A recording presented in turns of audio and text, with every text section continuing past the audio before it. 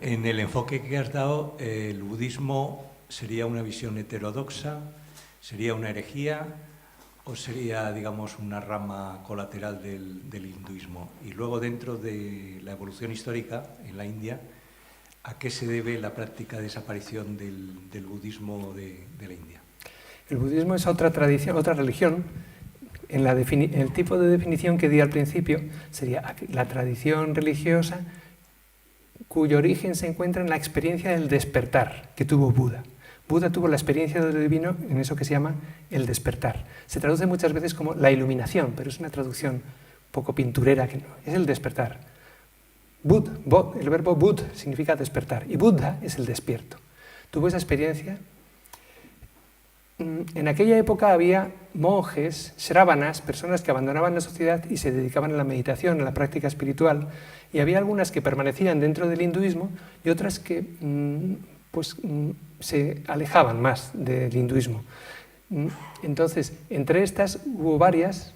Buda es el más conocido, otro que se llama Mahavira, de la misma época, que es el fundador del jainismo, otro que se llama, no me acuerdo cómo se llama, Gosala, creo que es de Ajivikas. Hay varias tradiciones en aquella época. Entonces, entre estos buscadores espirituales, algunos permanecieron, pues no tuvieron grandes objeciones que poner a la religiosidad más común, hindú, y otros sí, pues fueron más heterodoxos. Se les llama heterodoxos desde el hinduismo. Hay corrientes ástica, que son las ortodoxas, y corrientes nástica, que son las heterodoxas. Y el budismo sería una de ellas. El budismo tiene mucho en común con el hinduismo, la creencia en la reencarnación, la ley del karma, el que estamos cegados por la ignorancia, que tenemos que descubrir cómo es la realidad. Lo que pasa es que luego tienen una idea de lo divino totalmente diferente. Para ellos lo divino originariamente era el nirvana, la experiencia de autotrascendencia. Viene a ser, simplificando mucho. Y luego el budismo fue evolucionando durante mucho tiempo, ha tenido muchas escuelas diferentes y para el siglo XII desapareció de la India completamente. Curioso, hubo épocas que el budismo fue la religión más importante y que los emperadores eran budistas, etc. Entonces, hay dos motivos principales, creo yo, no estoy muy seguro, pero porque es un fenómeno muy curioso. Hay dos motivos que influyeron, desde luego. Uno de ellos, el budismo fue evolucionando y se fue pareciendo cada vez más al hinduismo. Fueron aceptando divinidades. Al principio no creían en ninguna realidad absoluta.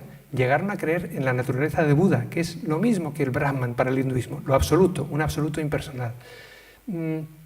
Empezaron a tener templos, imágenes divinas, se divinizó a Buda, se hablaba de los tres cuerpos de Buda, el Buda histórico, el Buda celestial y el Buda absoluto. Bueno, se fue como hinduizando mucho el budismo. Y llegó un momento en que yo creo que para el común de la gente, pues no había mucha diferencia. Entonces, igual pasa ahora en la India. Para el hindú de pueblo corriente, le dices que eres cristiano, y pues cristiano, ¿qué quiere decir? Pues había un gran gurú que era Jesús y tú eres discípulo suyo. O te dicen, ¿y tú a qué casta perteneces? ¿A la casta de los cristianos? O sea, el hinduismo es capaz de comerse todo lo que se le acerca, lo integra. Hay muchos hindúes actualmente que son cristianos, o cristianos indios que son cristianos, medio hindúes. Es como que el hinduismo va integrando lo que se le acerca. Entonces, esa es una de las razones, que el hinduismo y el budismo se iba ya pareciendo bastante al hinduismo en muchas cosas.